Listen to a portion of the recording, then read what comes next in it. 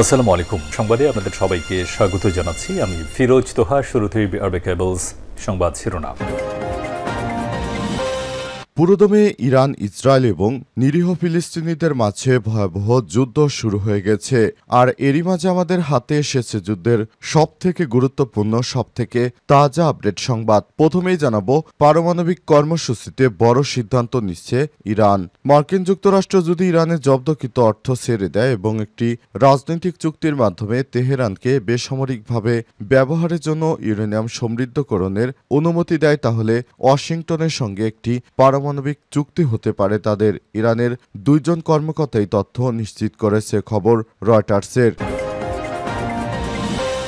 এরপর জানাবো, ট্রাম্পের সিদ্ধান্তের উপর বড় পদক্ষেপ নিল মার্কিন আদালত। বিভিন্ন দেশ থেকে আমদানি করা পণ্যের উপর মার্কিন প্রেসিডেন্ট ডোনাল্ড ট্রাম্পের আরোপিত শুল্ক স্থগিত করেছে মার্কিন আদালত। আজ নিউ ইয়র্কে আন্তর্জাতিক বাণিজ্য আদালত এক আদেশে এমনটা জানিয়েছে খবর রয়টার্সের।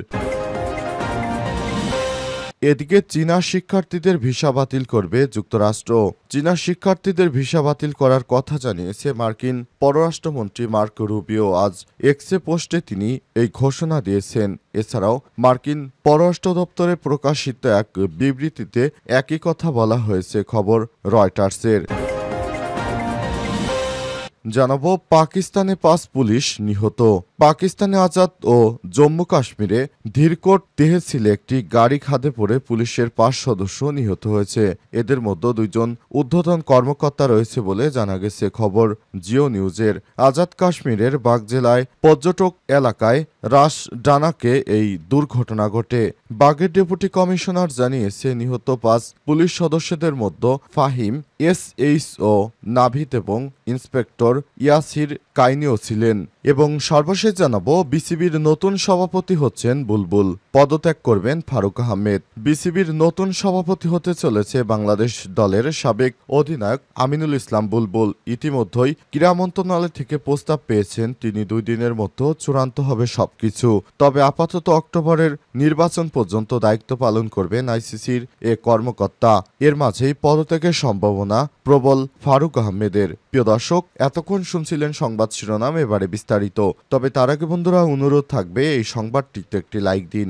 এই চ্যানেলে আপনি নতুন হয়ে থাকলে আমাদের সংবাদটি দেখতে দেখতে চ্যানেলটি সাবস্ক্রাইব করে রাখুন। কমেন্ট করে বন্ধুরা আপনার মূল্যবান মতামত জানিয়ে দিন আপনি বিশ্বের কোন দেশ থেকে বা বাংলাদেশের কোন স্থান থেকে আমাদের সংবাদটি দেখছেন এবং শুনছেন। আর বন্ধুরা, গাজা যুদ্ধে আপনি যদি নিরীহ ফিলিস্তিনিদের ভালোবেসে থাকেন, কমেন্টে ইয়েস লিখে বিশ্ববাসীকে জানিয়ে দিন। সংবাদটি আপনার সোশ্যাল মিডিয়া ফেসবুকে শেয়ার করে বন্ধুদেরও দেখার সুযোগ করে দিন। এবারে বিস্তারিত।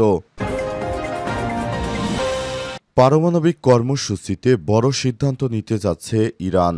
মার্কিন যুক্তরাষ্ট্র যদি ইরানের জব্দকৃত অর্থ ছেড়ে দেয় এবং একটি রাজনৈতিক চুক্তির মাধ্যমে তেহরানকে বেসামরিকভাবে ব্যবহারের জন্য ইউরেনিয়াম সমৃদ্ধকরণের অনুমতি দেয়, তাহলে ওয়াশিংটনের সঙ্গে একটি পারমাণবিক চুক্তি হতে পারে।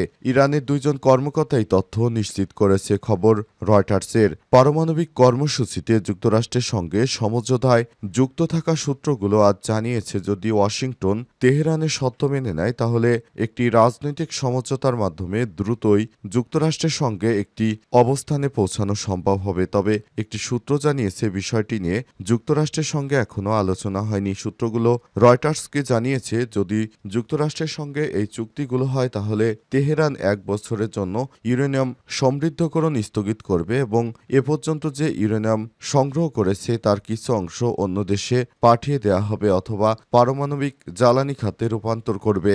ইরানের পারমাণবিক কর্মসূচি নিয়ে যুক্তরাষ্ট্রের সঙ্গে 5ম ধাপে আলোচনা শেষে ওয়াশিংটনের মধ্যপ্রাচ্য বিষয়ক দূত স্টিভ উইটকফ এবং ইরানের পররাষ্ট্রমন্ত্রী আব্বাস আরাগচির মধ্যে সম্পর্ক রেড লাইনে পৌঁছেছে। এ অবস্থায় অস্থায়ীভাবে ইউরেনিয়াম সংগ্রহ স্থগিত হতে পারে এই সমস্যা সমাধানের অন্যতম পথ। মার্কিন কর্মকর্তারা বারবার দাবি করে আসছেন, 2015 সালে পারমাণবিক পরাশক্তি 6 দেশের সঙ্গে পারমাণবিক ইস্যুতে যে চুক্তি হয়েছিল, যা ইরানকে ইউরেনিয়াম সমৃদ্ধকরণের দিকে নিয়ে গেছে, সেখান থেকে অবশ্যই তাকে ফিরে আসতে হবে, কারণ এর মাধ্যমে তেহরান পারমাণবিক বোমা তৈরির কাছাকাছি পৌঁছে গেছে। ট্রাম্পের সিদ্ধান্তের উপর বড় পদক্ষেপ নিল মার্কিন আদালত। বিভিন্ন দেশ থেকে আমদানি করা পণ্যের উপর মার্কিন প্রেসিডেন্ট ডোনাল্ড ট্রাম্পের আরোপিত শুল্ক স্থগিত করেছে মার্কিন আদালত। আজ নিউ ইয়র্কে বাণিজ্য আদালত এক আদেশে এমনটা জানিয়েছে খবর রয়টার্সের। এতে বলা হয়েছে, বিভিন্ন দেশের উপর পাল্টা শুল্ক আরোপ করে ট্রাম্প নিজের ক্ষমতার সীমা অতিক্রম করেছে। বিভিন্ন দেশ থেকে আমদানি করা পণ্যের উপর ট্রাম্পের আরোপিত শুল্কের বিরোধিতা করে মার্কিন আদালতে দুটি মামলা দায়ের করা হয়। এর মধ্যে একটি মামলা দায়ের করে লিবারেট জাস্টিস সেন্টার নামে একটি আইনি সংস্থা এবং যুক্তরাষ্ট্রের ১৩টি অঙ্গরাজ্য মিলে আরেকটি মামলা দায়ের করেছিল। আজ আন্তর্জাতিক বাণিজ্য আদালতে ৩জন বিচারকের একটি প্যানেল এ আদেশ দিয়েছে। কংগ্রেসকে বিভিন্ন দেশের সঙ্গে বাণিজ্য নিয়ন্ত্রণ করার বিশেষ ক্ষমতা দিয়েছে যুক্তরাষ্ট্রের সংবিধান। যুক্তরাষ্ট্রের অর্থনীতির সুরক্ষার জন্য প্রেসিডেন্টের জরুরি ক্ষমতার মাধ্যমে তা বাতিল করা যায় না। এদিকে আদালতের স্থগিতাদেশ এরপর ট্রাম্প প্রশাসন পাল্টা আপিলের একটি নোটিশ দিয়েছে। বিষয়টি জানতে চাইলে রয়টার্সের কাছে তাৎক্ষণিকভাবে কোনো মন্তব্য করেনি হোয়াইট হাউস। তবে হোয়াইট হাউসের কর্মকর্তা ও ডোনাল্ড ট্রাম্পের অন্যতম শীর্ষ উপদেষ্টা স্টিফেন মিলার সামাজিক যোগাযোগ মাধ্যমে লিখেছেন, বিচার ব্যবস্থায় অভ্যুত্থান নিয়ন্ত্রণের বাইরে চলে গেছে। গত ২ এপ্রিল বিশ্বের প্রায় সব দেশ থেকে যুক্তরাষ্ট্রে আমদানি করা পণ্যের উপর অতিরিক্ত শুল্ক আরোপ করেছেন ট্রাম্প। এছাড়াও বাণিজ্য ঘাটতিকে কারণ দেখিয়ে অনেক দেশের উপর উচ্চ হারে পাল্টা শুল্ক আরোপ করেছেন তিনি। পরবর্তীতে বিশ্ব বাজারে ব্যাপক অস্থিতিশীলতা দেখা দিলে সপ্তাহখানেক বাদে চীন ছাড়া বাকি দেশগুলোর উপর ৯০ দিনের জন্য শুল্ক স্থগিত করে মার্কিন প্রেসিডেন্ট। এই সময়ের মধ্যে দেশগুলোর সঙ্গে শুল্ক আলোচনা চালিয়ে যাচ্ছে তার প্রশাসন। চীনা শিক্ষার্থীদের ভিসা বাতিল করবে যুক্তরাষ্ট্র। চীনা শিক্ষার্থীদের ভিসা বাতিলের কথা জানিয়েছে মার্কিন পররাষ্ট্রমন্ত্রী মার্কো রুবিও। আজ এক পোস্টে তিনি ঘোষণা দিয়েছেন। এছাড়াও মার্কিন পররাষ্ট্র দপ্তরে প্রকাশিত এক বিজ্ঞপ্তিতে এই কথা বলা হয়েছে খবর রয়টার্সের।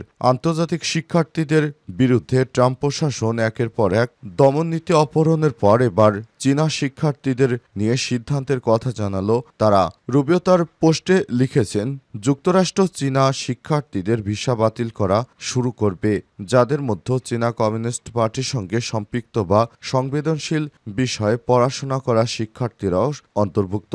মার্কিন পররাষ্ট্র দপ্তরে প্রকাশিত বিবৃতিতে বলা হয়েছে, চীনা শিক্ষার্থীদের ভিসা আগ্রাসীভাবে বাতিল করার জন্য মার্কিন প্রেসিডেন্ট ডোনাল্ড ট্রাম্পের নেতৃত্বাধীন প্রশাসনের পররাষ্ট্র দপ্তর হোমল্যান্ড সিকিউরিটি বিভাগের সঙ্গে কাজ করবে। এই শিক্ষার্থীদের মধ্যে চীনা কমিউনিস্ট পার্টির সঙ্গে সম্পৃক্ত বা সংবেদনশীল বিষয়ে পড়াশোনা করা শিক্ষার্থীরা অন্তর্ভুক্ত থাকবেন। বিবৃতিতে আরও বলা হয়েছে, ভবিষ্যতে চীন ও হংকং থেকে আসা সব ভিসা আবেদন আরও কঠোরভাবে যাচাই করার জন্য ভিসার শর্তাবলী পুনর্বিবেচনা করবে। যুক্তরাষ্ট্রে আন্তর্জাতিক শিক্ষার্থীদের পাঠানো ক্ষেত্রে ভারতের উপরে রয়েছে চীন। ২০২৩-২৪ শিক্ষাবর্ষে যুক্তরাষ্ট্রে মোট বিদেশি শিক্ষার্থীদের প্রায় ১/৪ ছিল চীনের শিক্ষার্থী। বিসিবির নতুন সভাপতি হচ্ছেন বুলবুল, পদত্যাগ করবেন ফারুক আহমেদ। বিসিবির নতুন সভাপতি হতে চলেছেন বাংলাদেশ দলের সাবেক অধিনায়ক আমিনুল ইসলাম বুলবুল। ইতিমধ্যেই ক্রীড়া মন্ত্রণালয় থেকে প্রস্তাব পেয়েছেন তিনি। ২ দিনের মধ্যে চূড়ান্ত সব কিছু শেষ হবে। তবে আপাতত অক্টোবরে নির্বাচন পর্যন্ত দায়িত্ব পালন করবেন আইসিসির এই কর্মকর্তার মাঝেই পদত্যাগের সম্ভাবনা প্রবল ফারুক আহমেদের। বছর পেরোনোর আগেই আস্থা হারানো ফারুক আহমেদ একের পর এক বিতর্কে বিবৃত ক্রীড়া মন্ত্রণালয় আজ রাতে বিসিবির সভাপতিকে তলব করেছিলেন ক্রীড়া উপদেষ্টা আসিফ মাহমুদ সজীব ভুঁইয়া। সেখানে ফারুক আহমেদের বিতর্কিত কর্মকাণ্ডের সমালোচনা করা হয়। জানিয়ে দেওয়া হয় তাকে আর ক্রিকেট বোর্ডে চায় না ক্রীড়া মন্ত্রণালয়। দায়িত্ব নেওয়ার পর থেকে সমালোচনায় বিদ্ধ ফারুক আহমেদ। বিপিএল এর রাজশাহী এবং চিটাগং ফ্র্যাঞ্চাইজিসের পেমেন্ট ইস্যু, ম্যাচ ফিক্সিং, বিসিবির অর্থ হস্তান্তর, জাতীয় দলের বাজে পারফরমেন্স এবং অন্য বোর্ড কর্তাদের সঙ্গে বাজে আচরণ সহ বহু অভিযোগ ফারুক আহমেদের বিরুদ্ধে। অথচ ৫ আগস্ট পরবর্তী সময়ে জাতীয় ক্রীড়া পরিষদে মনোনীত ২ পরিচালক জালাল ইউনুস ও আহমেদ সাজ্জাদুল আলমকে সরিয়ে তাকে পরিচালক করা হয়েছিল। ২-১ দিনের মধ্যে দায়িত্ব ছেড়ে দিবেন ফারুক আহমেদ। তার বিকল্প চূড়ান্ত করে রেখেছে ক্রীড়া মন্ত্রণালয়। এনএসসির প্রতিনিধি হিসেবে বোর্ড পরিচালনা হবে আমিনুল ইসলাম বুলবুল করবেন। এরপর সভাপতির পদটা পরিষ্কার বাংলাদেশের সাবেক অধিনায়কের। তবে দীর্ঘ সময়ের জন্য সভাপতির দায়িত্বে থাকবে না আমিনুল ইসলাম। আইসিসির এশিয়া অঞ্চলে ডেভেলপমেন্ট ম্যানেজমেন্ট হিসেবে কাজ করছেন তিনি। জুনে তার চুক্তির মেয়াদ শেষ হওয়ার কথা রয়েছে। তবে আইসিসি অত্যন্ত আরও 1 বছর চুক্তি নবায়ন করতে চায় আমিনুল ইসলামের সঙ্গে। তাই আপাতত বিসিবির নির্বাচন পর্যন্তই বাংলাদেশের ক্রিকেটের অভিভাবক হিসেবে দেখা যাবে টাইগারদের প্রথম টেস্ট সেঞ্চুরিয়ানকে।